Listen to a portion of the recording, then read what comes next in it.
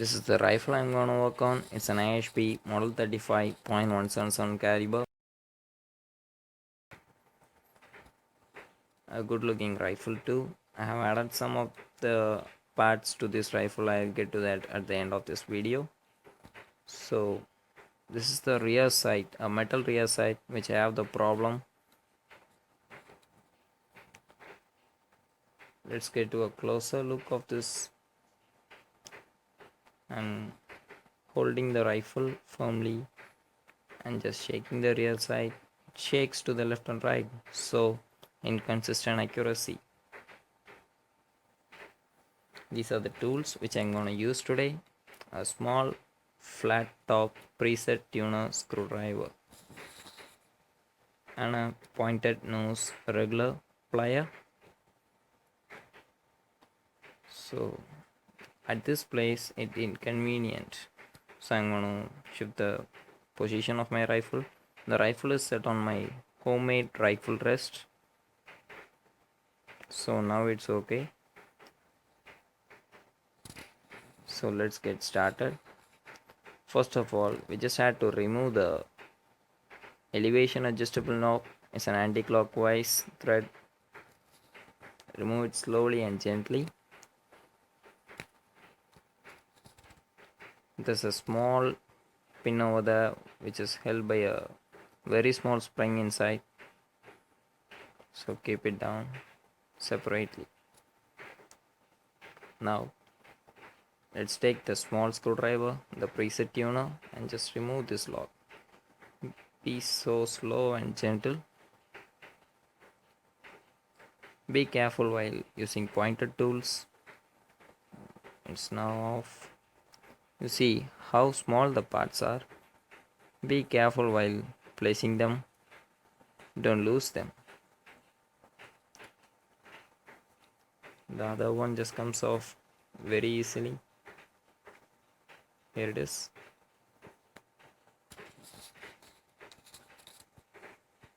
Now we have to remove the pin. Just shake it slowly and press it to either direction. Now it's removed. This is the pin. Now the top portion of the sight comes apart. You see there's a spring inside which holds it in position. Checking the base plate, it's okay. So let's further remove these parts. You see the small tiny lock over there. I'm going to take it up. So the lock is taken. You see how small the lock was. Now just unscrew this one, the windage adjustable knob. So I have fast forward this one. So in order to reduce the time, do it gently and slowly.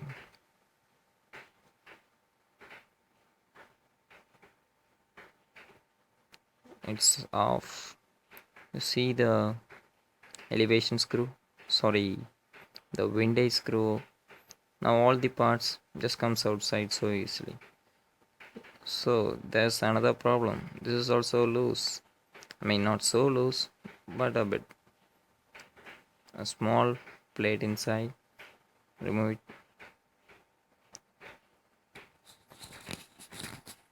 Now this was the problem which I had. It's so loose, just shakes. So in order to make it snug fit, I'm going to gently press it with a plier. Just gently pressing it, not so harsh on the metal. I just need only a few of the metal to converge and fit snug onto the base plate.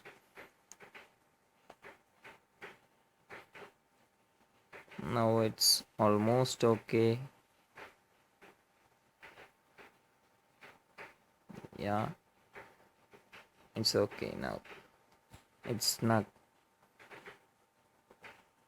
That's how it is to be.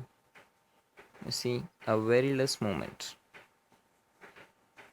Let's get to the other problem, which is which I noticed just now while opening it. You see this small plastic, it's a bit loose, not so snug. So let's do the same procedure over here. Be so gentle because this metal is much softer. So making the corrections, converging it a bit. I think it's over, and yeah, it is. So that's how it is to be.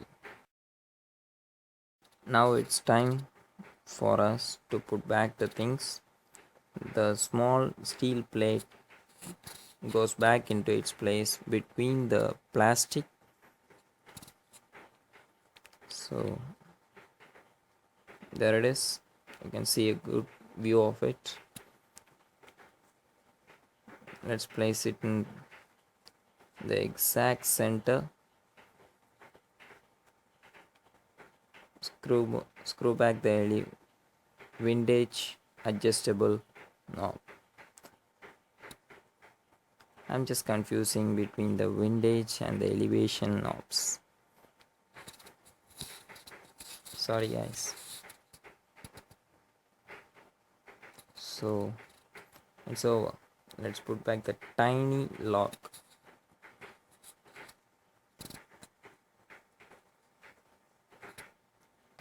Keeping it in place using the small screwdriver. Give it a gentle press. There it is. Back to its place. I have sent it in the right center. You see, I have dropped the spring.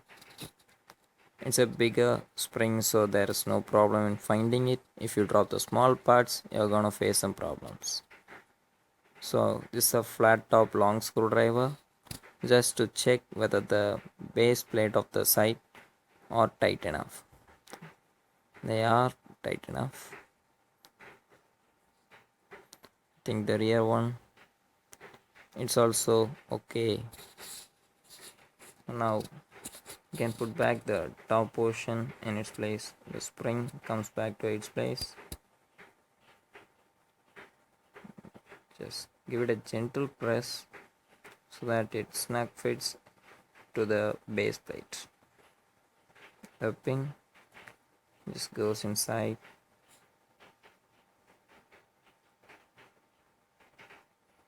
This action is fast forwarded.